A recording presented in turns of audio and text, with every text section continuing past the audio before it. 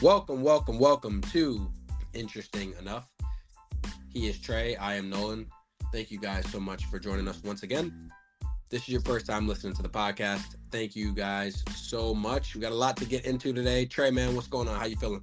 Man, I'm feeling good, man. I'm a little disappointed. The college football season is over with, but hey, it Yeah, was, I guess, a good game in your opinion last night. So. yeah. We gonna get into some of the NFL stuff, but obviously the national championship game happened.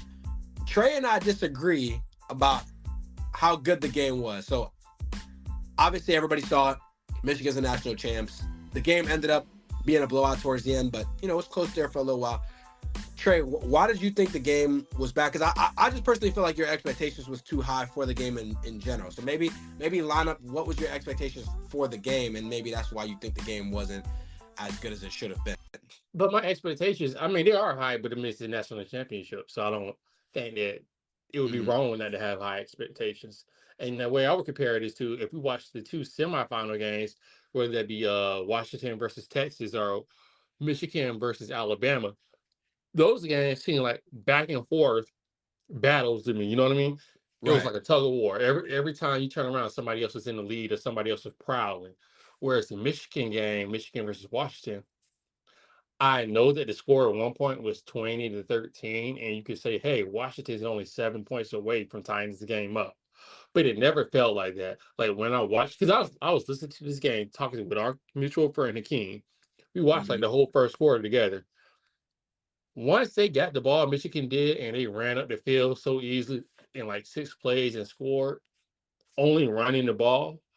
I just felt like Washington was never able to properly answer that back. And it just kind of made the games, in my opinion, had this kind of feel where it was already decided. Like, could Washington make this game kind of interesting? Yeah, they Mm-hmm. definitely could do that, but I never felt like it was in doubt. That's fair. I mean, if I agree, Michigan was in control essentially the whole game.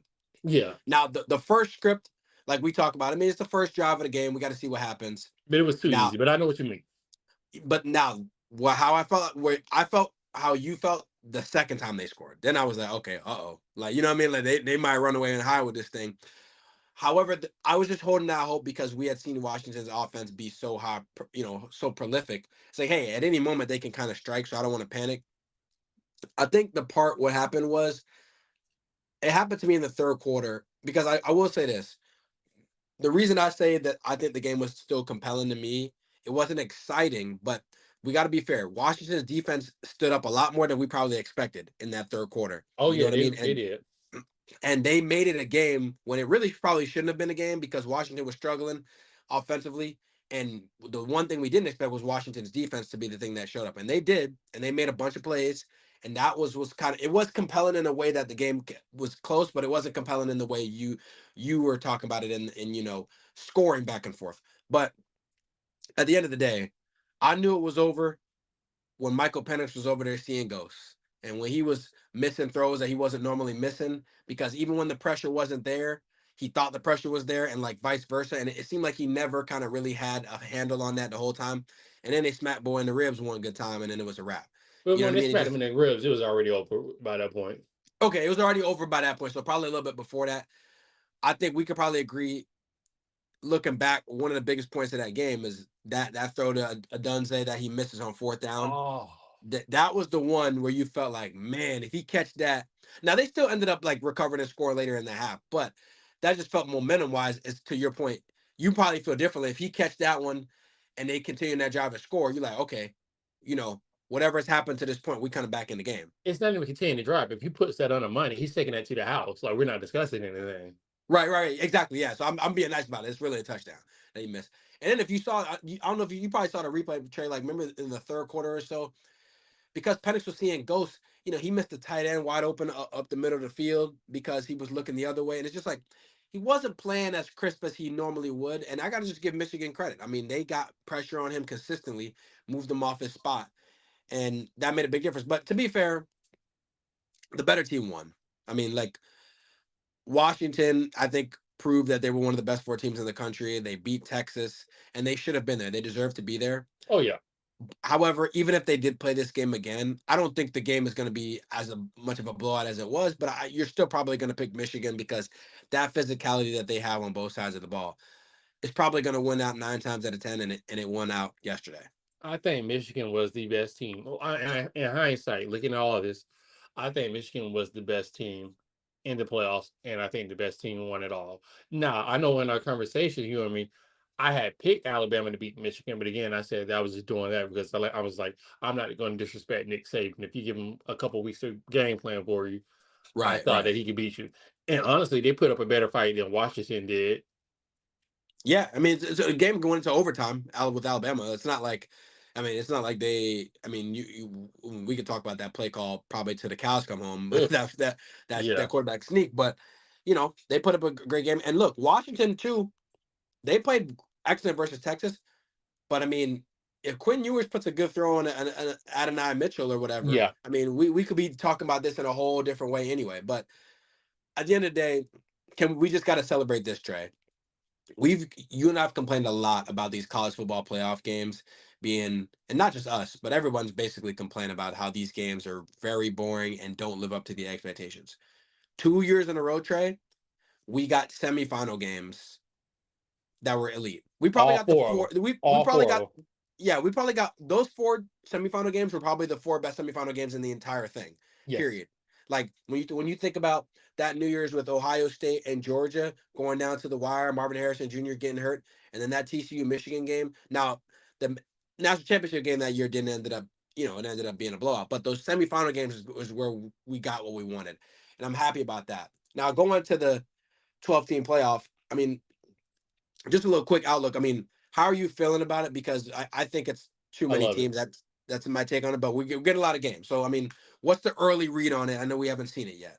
I love it just for the fact that I'm not even talking about like the actual football games and the playoff itself, but I love the fact that I'm just going to use this school for example.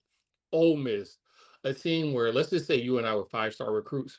We might not go to Ole Miss because we're going to say, hey, well, they're going to be good, but not good enough to actually make the playoffs. And I want to get some recognition so I can get to the NFL. And I want to get a higher NIL deal. So I'm going to go to Alabama or Georgia. Well, now Right. some of these players might be more inclined to go to Ole Miss because it's a 12-team playoff. And Ole Miss, if they play like they did this year, they're going to be in the playoffs.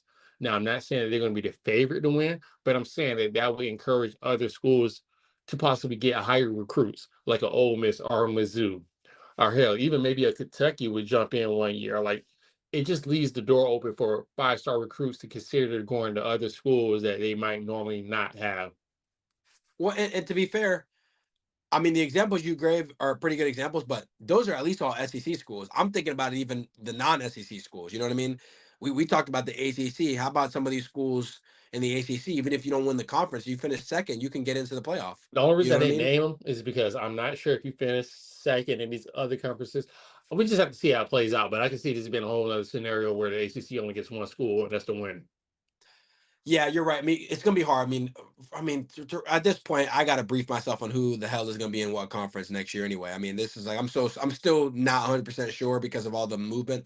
But yeah, I mean, I think if I saw the list of who would have been in, it would have been like Penn State and like Ohio State, a couple of the Big Ten schools. I don't think this year the ACC would have got another team in outside of Florida State. But Yeah.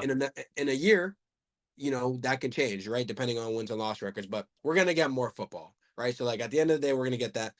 Now let's call it what it is, Jay. We're gonna get a bunch of 12 and 1 matchups. The 12 seed's probably gonna get the behind beat, and that's just what it's gonna be. But But it's going to be a home game, so it's going to be kind of cool because now those early games are going to be played at home. Well, let's say Miami was number one in the nation. I know they're not, but let's just say, and it's hypothetical, they are. And they're yeah, playing at number 12, Ole Miss. That game is going to be right down to Miami. And even though they're going to get their ass beat, it's going to be exciting.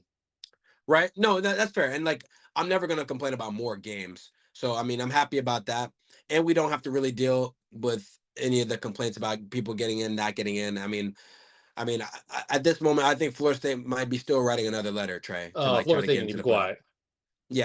Yeah, listen, I didn't want to Hush spend too mouth. much time on this, but the audacity, the audacity for Jordan Travis and some of these Florida State players to be tweeting about anything to do with them shouldn't be in the college football playoff after they just lost a game by 60 points. I mean, it just like it amazes me the audacity of that. And I don't want to hear about you guys missing 29 players because Georgia was missing players too.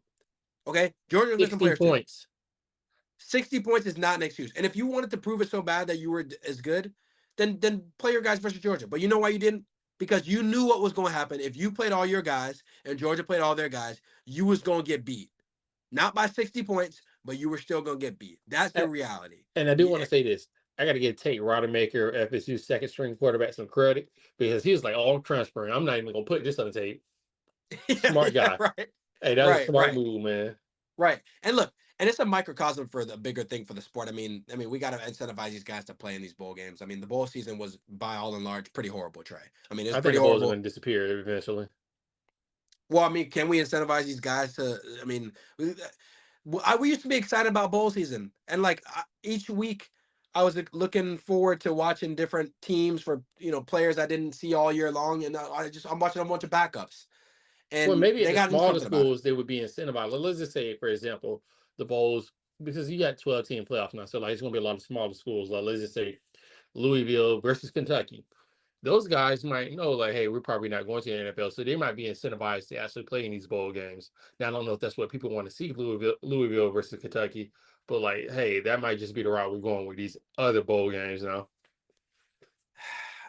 Either way, whatever they do, they got to fix that. I mean, there's a bunch of stuff to fix in the sport. I mean, we could talk about the transfer portal when they get some of that stuff done, but you know, I'm gonna keep it celebratory. The national championship game, the last couple games were pretty exciting. It's a great end to the year. And to be fair, Trey, and I heard this point brought up, so this isn't original by me. This does show it doesn't take having the top recruiting class or the big 5-star recruits and all this stuff to compete. Both Washington and Michigan are not teams with top 5 recruiting classes. They got a couple of 5 and 4-star guys for sure, but for the most part, it's a lot of juniors and seniors and older guys and fifth year seniors, and they were able to keep a team together with a good coaching staff, and they were Yep. in the national championship. I listen, I can't argue with you on that. The one thing I will say, though, is like, at least in Michigan's point of view, I think that they have one of the best coaches of this generation. And who knows when it's all said and done and he makes that return back to the NFL, which I will have to give you some kudos for. You looks like correctly predicted, and he wins the Super Bowl in the NFL. Like I think he's going to cement his status as one of the greatest coaches of all time. So I just think I think that needs to be noted in Michigan's case. I like that. No, that definitely makes sense. So I mean, that is something that adds to it that not every school has. So, I mean, that's a good point as well. But you just alluded to it, so I might as well get to it. Speaking of Harbaugh, we could probably agree, Trey. He's gone, Oh right? yeah, I mean, he's I don't gone. know where I don't know what team's going to, but he's going. Okay, I got the two teams that I think is the most likely. I'm gonna just create like little cases for each of them. You tell me if you agree, disagree. So the Mm, first case is the obvious one, the Chargers. yep. He'd want to go back to LA. He likes from they had reported that he likes being out there. He got all accounts from most people agreeing an excellent quarterback in Justin Herbert, a good roster, right? A nice Um, pick coming up this year. there you go. A nice pick coming up. Decent infrastructure with the ownership group. The ownership group is also cheap. We should also acknowledge that as well. So they're not usually looking to move on from a guy, even if you struggle the first couple of years. And they're a franchise that doesn't really have a culture. They barely even have a home stadium for crying out loud. So he's a guy that, if nothing else, what Jim Harbaugh can do is he can create a culture. So that's the first scenario. The second scenario is Washington. And the reason I say Washington is the man who shall not be named, but I'll name him anyway, Dan Snyder is gone. Right? So you don't have to worry about that. You got Magic Johnson in there. And anything that Magic Johnson is around when it comes to business is probably going to work. Shout out the Dodgers. Shout out Starbucks, right? So you got that going on. Roster's not the greatest in the world. Not the greatest in the world, but you do got picks. You can kind of decide what you want to do with the quarterback. Can you convince Eric Bieniemy to stay there? Maybe, maybe not, and be an excellent offensive mind. And you're in DC, not a bad place to be. I know it's on the East Coast. It's not the greatest weather in the world, but it's a decent sized market, and you can be playing in some big games. Those are the two scenarios. If you're Harbaugh, which one of the ones are you choosing, or are you choosing another squad that I haven't named? No, I think I'm gonna choose. Well, out of your two teams, I think I would choose the Chargers just because they already have the quarterback in that position ready to win, and then they have the fifth pick. So I don't think Marvin Harrison falls that far. I mean, we never know, but I mean, at night you can get Brock. What's his name? Brock. I can't remember his You can last get name Brock from the team. Bowers, yeah. Yeah, Brock Bowers. Like you can get Brock Bowers. You can. I mean, you got your choice. You can get a Roma Dunze receiver. You can, Yeah, you got choices. you got choices. So I think that you can just put a good pairing with Justin Herbert. The other team that I think I would say he fits the personality of is the Atlanta Falcons. Like Mm, just that area, like that black area, like Harbaugh, like he can hang with the brothers a little bit. Like he's a little weird and quirky, but like yeah, he I can does see that. fit. Like he's a little different, but he does fit in quite well. And I can see Atlanta making the trade for Justin Fields if Chicago decides to lead for another quarterback in there. At that point, Harbaugh, like he's been a QB whisperer. You see what he did with JJ in college. You saw what he did with Kaepernick in the NFL. Like he can kind of make something out of nothing. So like there's something there. And look, the Falcons got a lot of talent, like you said. I mean, they got a lot of weapons, and he has his choice of the quarterback situation. If he goes there, does he want to trade for Fields? Does he just want to draft his own? Does he want to sign a guy in free agency? He can kind of go like a lot of different routes here. I will say this: I don't know if I'm Atlanta. I necessarily want to do the Harbaugh situation. I think I personally kind of want to get maybe a younger offensive mind in, maybe a Bieniemy, a Ben Johnson, one of those guys, just with all those offensive weapons. That would just be my choice. But Harbaugh has got to be there. And also, by the way, before we even had this conversation, I didn't even know this guy was going to be available. But Mike Vrabel's, I'm Yeah. making I'm making a call. He may not want to go there. He may want to be in New England, but I'm making the call. You know, right? Like if nothing else, But we don't even know if New England's going to be open. is New England not going to be open? I mean, what scenario is Bill Belichick going to just relinquish control of and not give up control of the roster decisions, but then just be the coach? I just don't see it. And he sounded like it was it Sunday in that press conference, like he sounded like he realized like he was at the end of his rope. And I think he's willing to do that now. And I feel like if they were going to let him go, and I could be wrong, but I feel like if they were going to let him go, like they would have let him know Monday when Robert Kraft, the owner of the New England Patriots, and Bill Belichick when they had that meeting. I feel like then there would have been some kind of indication that hey, we're planning on letting you go, or they would have outright did it then. Well, man, what if they're opening up and creating the avenue for Mike Vrabel? I mean, because the one thing we know about the Patriots, we don't know. They keep things so close in house. You know what I mean? What your logic makes sense, and I agree with you. But they sometimes they throw a wrench at some stuff. You know what I mean? And then the Mike Vrabel thing is just very surprising to me. I think we're gonna find out some details of maybe he wanted to go as well too, because I can't really imagine with that depleted roster for him to even win like what was it, 6 games or whatever. I mean, that's almost a miracle with that Tennessee Titans roster. You know what I mean? So I don't know. I mean, I'm thinking that. I mean, what are the Raiders going to do? Are they going to keep Antonio Pierce? You talk about a personality fit. Harbaugh and the Raiders is a personality fit. He does, but I just think, at least from all the reports I've seen, that the players are really getting behind Antonio Pierce. And record wise, he had a really good stretch at the end of the season. So I just don't know if they get off of him. Yeah. Now and look, I like Antonio Pierce and I think he should get the job. But I mean, listen, the new coach bump is a real thing. You know what I'm saying? I mean, sometimes new coach changes up, you get some wins, doesn't mean it's going to be long term success. I think Antonio Pierce can be that, outlier in that situation though. But let's get to the actual, playoffs. I mean, we got all the matchups, Trey. We don't have to go one by one and who's going to win and who's not going to win. I mean, what are you looking forward to? Give me something in the AFC, whether it's a matchup, whether it's somebody on upset alert, even if you want to give your Super Bowl prediction. Like, what should we be watching for this walk our weekend? I'm just going to say in the AFC, I'm Yeah. just so curious of what the Buffalo Bills are going to do, because this is a Hmm. team where Josh Allen can throw 3 picks and have a fumble, and they can get blown out in a wild card game, and their head coach can be fired tomorrow, or they can go to the Super Bowl and win it all, and I wouldn't be surprised. It's just such a high, it's just a high variance and variability with this team. I don't know what Josh Allen I'm going to get. I just don't even know what Buffalo Bills team I'm going to get. Like they fired the offensive coordinator Ken Dorsey in the middle of the season, And I thought he was doing a good job. I don't know about you, but I thought it wasn't really his fault. But then after they fired him, for whatever reason, it seemed like everything started to click and they just started to run off a whole bunch of wins. I mean, one Yeah, time they weren't even going to be in the playoffs at one point. Now they're looking mighty dangerous. So like, I just think they're really interesting. I don't even know what they do. Like, I don't even know how to pick. Like, they might lose to the Steelers this weekend. I just don't know. yeah. The Bills are a tough team to diagnose. Obviously, as a Dolphins fan, I mean, yeah, I don't even want to get into the game. I mean, it's The just, Dolphins didn't care, so like, it is what it is. yeah, yeah. I mean, it's ridiculous. This is how I feel about the Bills. They have played so inconsistent all year, and they don't deserve to be where they are. Like we can just call it what it is, Trey. They play so inconsistent all year, and their reward, like, and this is their reward. The Dolphins, on the other hand, we have played pretty consistent basically the whole year. Been one of the best teams in the conference the whole year.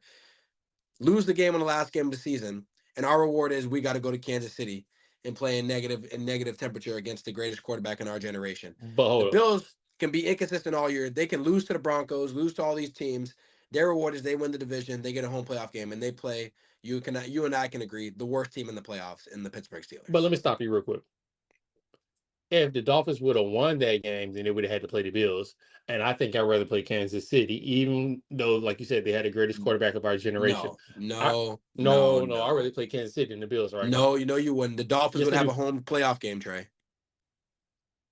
No, I hear what you're saying, but listen, the Bills, they're on one right now. Like we can say what we want, but they're still a Super Bowl contender and they're playing like it. The Kansas City Chiefs, like they're reeling right now. They're against the rope. I'd rather play them. If you're the Dolphins, you'd rather have a home playoff game in your warm weather, playing a divisional opponent that you're familiar with and you've played very often, than going to sub freezing temperatures and play the greatest quarterback maybe of all time Listen, the and the weather reigning thing Super is Bowl. going to be like the inclement weather. That's going to be a problem. I'm not denying that, but No, that's not even the worst thing. The worst thing is playing the greatest quarterback maybe of all time. And but he the doesn't have any second wide thing is the weather. receivers. It don't matter. I still rather play Josh Allen than Patrick Mahomes and no receivers. Patrick, you just saw Josh Allen. He tried to give us the game with them interceptions. Patrick Mahomes don't do that. You know what I He mean? don't, Like but we the got, wide receivers will give you the game because Kadarius Tony will drop a pass and it will get picked off.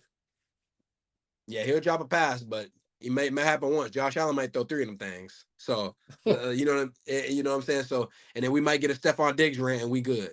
So you know how that can go. So like I'm just saying it is what it is. The Dolphins, that's the bed that they made. They should have just beat Tennessee and then we wouldn't have had to deal with that. So I can't Yeah. complain too much.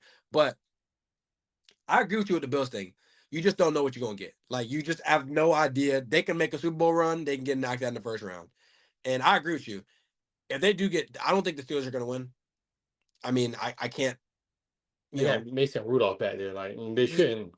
TJ Watt's also out for the game. Like, I Yep. mean, there's just no reason not to win.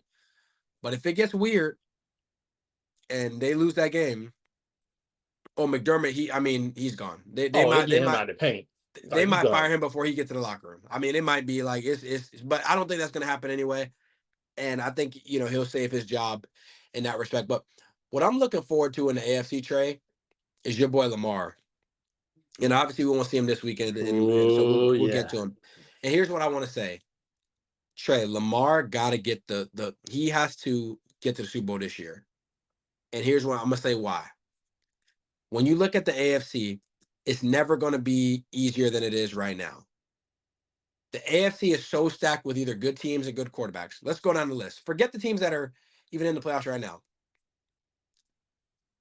However you feel about the Jets and Aaron Rodgers, they're gonna have competent quarterback play next year. So they're gonna have to be dealt with. Justin Herbert, if he gets Jim Harbaugh, if he doesn't get Jim Harbaugh, at some point he's gonna crack into the playoffs. He's gonna have to be dealt with. I know you're not the biggest fan of Trevor Lawrence, but he's No. still a competent quarterback.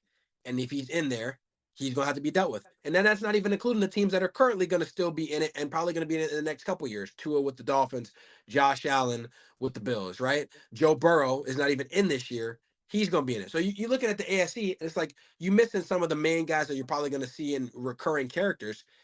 If Lamar doesn't get this done and make this run now, with this team being the number one seed, when does the run actually happen in the next handful of years? No, I think that's a great point that you brought up. I think that the run has to happen now. I think that's the only thing that's kind of upset me about his whole tenure with the Ravens It was just the fact that they didn't really put the pieces around him in order for him to succeed. And now the year that they decide to do that, it's like, well, duh, see, listen, he's about to be the MVP for the second time in his career, and they won the whole division. Like it's like, duh, this is why you should put the pieces around him.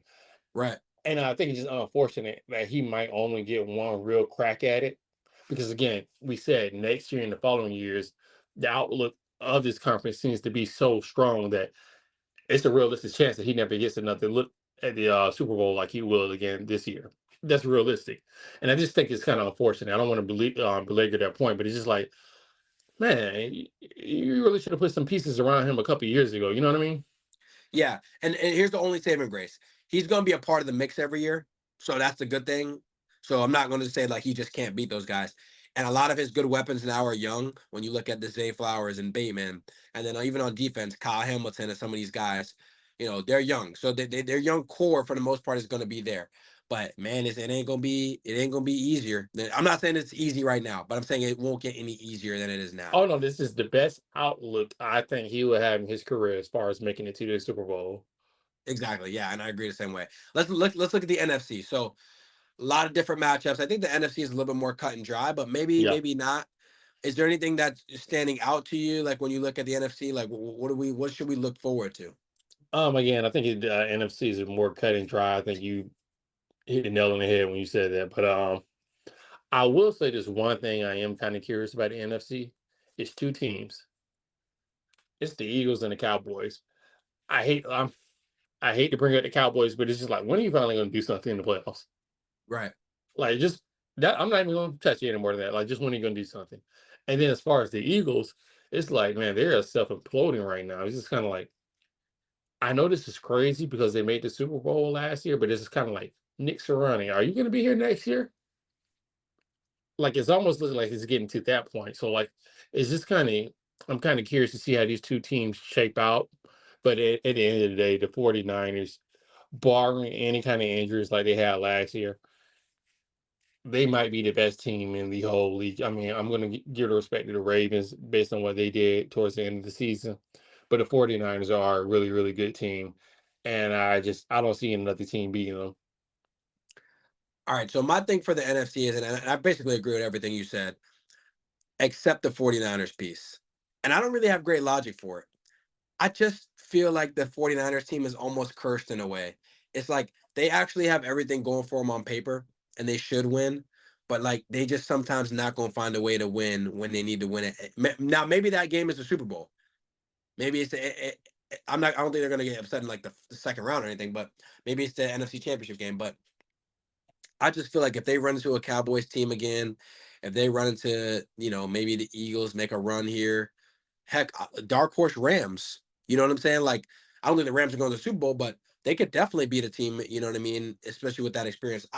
I'm a little worried about the 49ers because I guess it's recency bias, but the last time I seen them up against a really excellent team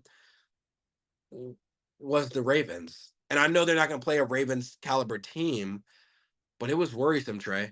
It was I mean, it worrisome when they was, when but when, when they didn't have a lead and Brock Purdy was throwing interceptions.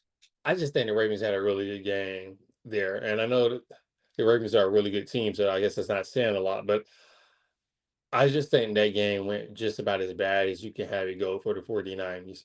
And I think Brock Purdy, did he throw four? No, he threw three interceptions. And I think Yeah, I think Sam it's Darnold three. came in. Yeah.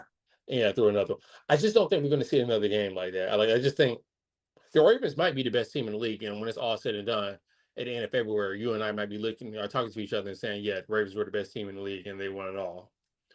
But I just don't think, even if they are to play the 49ers again in the Super Bowl, I don't think it would go that bad. And I think if it's a toss up game, I think I can lean on Debo. I can lean on Christian McCaffrey.